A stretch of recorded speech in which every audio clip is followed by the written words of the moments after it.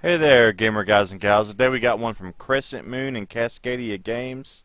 That was the developers, and Dregius Games is the publisher. I played a lot of their games, and most of the time they're way better than you expect, and this is another one of those. And you play as this young girl. Her father was an explorer, and he was the first man to land on the moon. And on the moon is where he met his wife, and she was the queen of an alien race that he discovered there. And the kingdom turned against her, so he steals her and takes her back to Earth, and they become your parents. She gets ill and she's dying, and she needs gems from the planet to make her well. So now you're going to be an explorer, and you're going to go to the moon. You're going to find the gems to save her.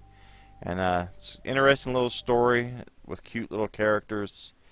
There's tons of little hidden items like you see here, and gems. You find these gems, and you can play this on co-op, but it takes away some of your energy, like 10%. So I really never got to try that. I had no one to play it with. Right there's the gems that you collect. You need 200 of those to save your mother, and they're hidden fairly well throughout the level. Lots of things are hidden well throughout the level, so you have to take your time and you have to look, because there's lots of hidden walls, lots of hidden upgrades, little creatures you can save. Right here is one of the hidden walls. You'll see the little alien head on it most of the time, and it'll show you that there's something behind there, and it's either an energy boost or a weapon damage boost. And those are hidden fairly well. I found most of them on the first playthrough. So if you're an achievement hunter, you might want to take your time, because once you beat the game, when you go to reload it, it just takes you to the end. You can't do a level select. I think that would have been something really good for achievement hunters if you could have done a level select, because you have to play the game all the way back through. It's a fun game, and it's fairly short, but it would have been better if you could have had like a level select. That way you wouldn't have had to do it all over. It has some pretty cool bosses though that you have to discover, like their attack patterns, and they're challenging, but they're not over challenging to where they're frustrating. And if you die on one of them, it just loads you back in the same room.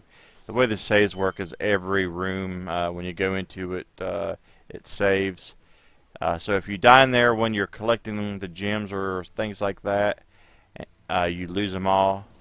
So you want to make sure you're careful when collecting your collectibles. Make sure you get through the level, because if you die, you're going to have to do them all over. But as far as reloading for fighting the bosses, it's fairly easy, because if you die, you just pick off right where you left off when you come through the door. So it's not too punishing for dying on this one, unless it's collecting items. But yeah, I had a lot of fun with the bosses. I loved figuring out how to attack, how to dodge, how the levels move. And I like how every level things change. Like you're introduced to, like say here, the one hit element is the lasers. You have a health bar, but one hit from those will kill you. Then you have to shoot light bulb things to open doors. You'll have drills. There's like always introducing new traps to keep you on your toes. It really feels like Metroid to me. If you see the doors, it has the same kind of concept for those doors you have to shoot to open up. And I really enjoyed that. It feels like a lot of retro games, but Metroid's the one that feels like the most to me. Just the bosses and how the levels are set up, and even the character. It just has a really, really good Metroid feel. You have other like attacks you can do, as you see there. You got like a dash that'll get you across like levels, like lava, because lava will kill you with one hit, or spikes. So you have a dash that'll also hurt the enemies. You see here you have water levels, snow levels.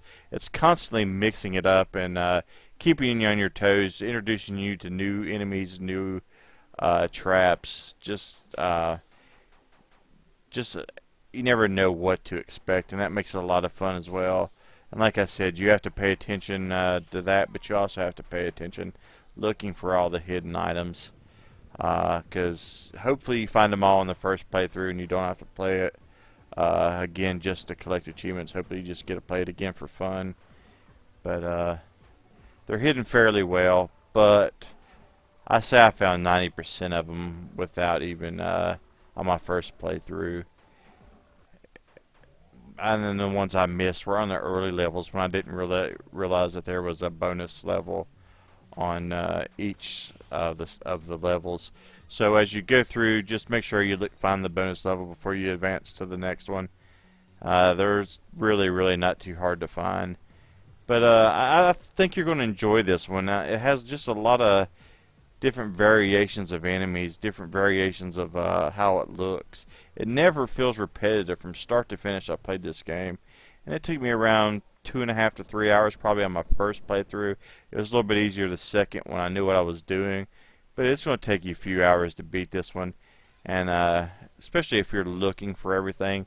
Once you've found everything, you'll probably blow through it a little bit faster, but it never feels repetitive. You're going to have a lot of fun with it, and I would love to hear what you thought about it. For me, I gave this one an 8.2. I think it's really worth your time. It's one of the better modern retro games I've played this year. I really enjoyed all the different bosses and how they attack and how you just have to just learn as you go. And I enjoyed the story as well. It ends well on a nice positive happy note, and I think you're going to enjoy it if you enjoyed Metro or a lot of old NES games. It just really does an amazing job at capturing that old classic feel. It's just so much fun, and like I said, I gave it 8.2 out of 10. Let me know what you think about it after you play it. Leave me some comments. Like and subscribe as always. It helps us get more games. Thanks for watching, guys. Thanks for support. See you next time.